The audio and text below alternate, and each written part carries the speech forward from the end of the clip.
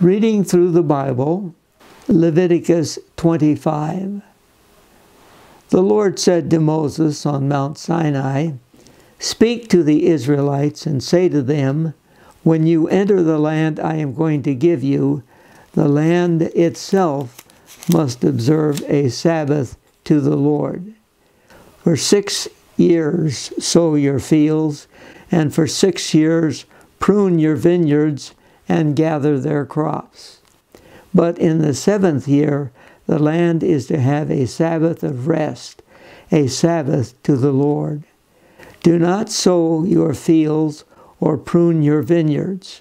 Do not reap what grows of itself or harvest the grapes of your untended vines. The land is to have a year of rest.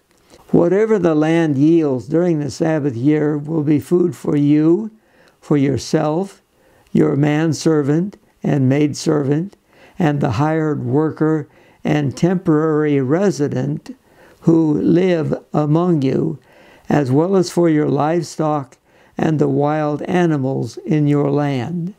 Whatever the land produces may be eaten. Count off 7 Sabbaths of years, 7 times 7 years, so that the 7 Sabbaths of years amount to a period of 49 years. Then have the trumpet sounded everywhere on the 10th day of the 7th month. On the Day of Atonement, sound the trumpet throughout your land. Consecrate the 50th year and proclaim liberty throughout the land to all its inhabitants. It shall be a jubilee for you. Each one of you is to return to his family property, and each to his own clan. The 50th year shall be a jubilee for you. Do not sow and do not reap what grows of itself, or harvest the untended vines. For it is a jubilee, and is to be holy for you. Eat only what is taken directly from the fields. In this year of jubilee, everyone is to return to his own property. If you sell land to one of your countrymen, or buy any from him, do not take advantage of each other. You are to buy from your countryman on the basis of the number of years since the Jubilee. And he is to sell to you on the basis of the number of years left for harvesting crops. When the years are many, you are to increase the price. And when the years are few, you are to decrease the price, because what he is really selling you is the number of crops. Do not take advantage of each other, but fear your God. I am the Lord, your God. Follow my decrees and be careful to obey my laws, and you will live safely in the land. Then the land will yield its fruit, and you will eat your fill and live there in safety. You may ask, what will we eat in the 7th year if we do not plant or harvest our crops? I will send you such a blessing in the 6th year that the land will yield enough for 3 years. While you plant during the 8th year, you will eat from the old crop and will continue to eat from it until the harvest of the 9th year comes in. The land must not be sold permanently, because the land is mine, and you are but aliens and my tenants. Throughout the country that you hold as a possession, you must provide for the redemption of the land. If one of your countrymen becomes poor and sells some of his property, his nearest relative is to come and redeem what his countryman has sold. If, however, a man has no one to redeem it for him, but he himself prospers and acquires sufficient means to redeem it, he is to determine the value for the years since he sold it and refund the balance to the man to whom he sold it. He can then go back to his own property. But if he does not acquire the means to repay him, what he sold will remain in the possession of the buyer until the year of Jubilee. It will be returned in the Jubilee, and he can then go back to his property. If a man sells a house in a walled city, he retains the right of redemption a full year after its sale. During that time, he may redeem it. If it is not redeemed before a full year has passed, the house in the walled city shall belong permanently to the buyer and his descendants. It is not to be returned in the Jubilee, but houses in villages without walls around them are to be considered as open country. They can be redeemed, and they are to be returned in the Jubilee. The Levites always have the right to redeem their houses in the Levitical towns which they possess. So the property of the Levites is redeemable. That is, a house sold in any town they hold, and is to be returned in the Jubilee, because the houses in the towns of the Levites are their property among the Israelites. But the pasture land belonging to their towns must not be sold. It is their permanent possession.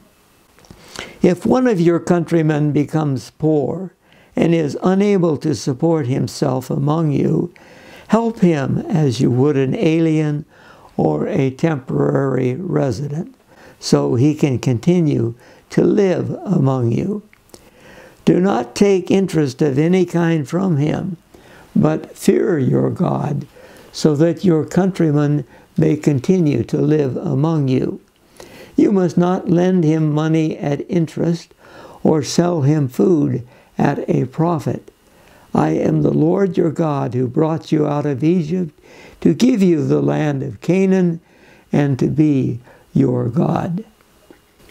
If one of your countrymen becomes poor among you and sells himself to you, do not make him work as a slave. He is to be treated as a hired worker or a temporary resident among you. He is to work for you until the year of Jubilee. Then he and his children are to be released, and he will go back to his own clan and to the property of his forefathers. Because the Israelites are my servants, whom I brought out of Egypt, they must not be sold as slaves. Do not rule over them ruthlessly, but fear your God. Your male and female slaves are to come from the nations around you. From them you may buy slaves. You may also buy some of the temporary residents living among you and members of their clans born in your country, and they will become your property. You can will them to your children as inherited property and can make them slaves for life, but you must not rule over your fellow Israelites ruthlessly. If an alien or a temporary resident among you becomes rich and one of your countrymen becomes poor and sells himself to the alien living among you or to a member of the alien's clan, he retains the right of redemption after he has sold himself. One of his relatives may redeem him. An uncle or a cousin or any blood relative in his clan may redeem him. Or if he prospers, he may redeem himself. He and his buyer are to count the time from the year he sold himself up to the year of Jubilee. The price for his release is to be based on the rate paid to the hired man for that number of years. If many years remain, he must pay for his redemption a larger share of the price paid for him. If only a few years remain until the year of Jubilee, he is to compute that and pay for his redemption accordingly. He is to be treated as a man hired from year to year. You must see to it that his owner does not rule over him ruthlessly. Even if he is not redeemed in any of these ways, he and his children are to be released in the year of Jubilee. For the Israelites belong to me as servants. They are my servants, whom I brought out of Egypt. I am the Lord your God. This chapter deals with many types of forced labor. Those who cannot continue to live but are too poor, they may sell themselves to another person. But then it depends on to whom they are sold. But in the year of Jubilee, they are all to be returned to their original clan.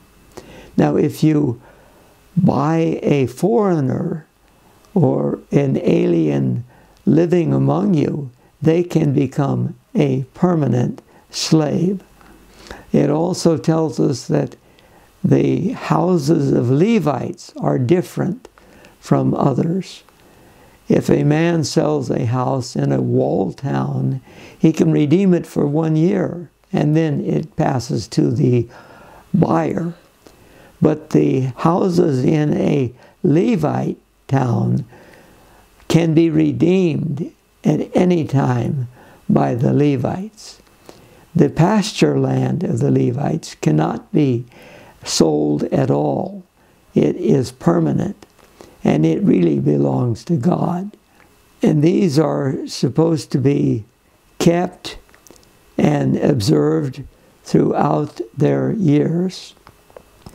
But if you look in the book of Jeremiah, you find that one of the reasons they went into captivity and a 70-year period was declared for them, it was because they did not keep the Sabbath year. And so they spent 70 years in exile to make up for that lack of keeping the Sabbath year.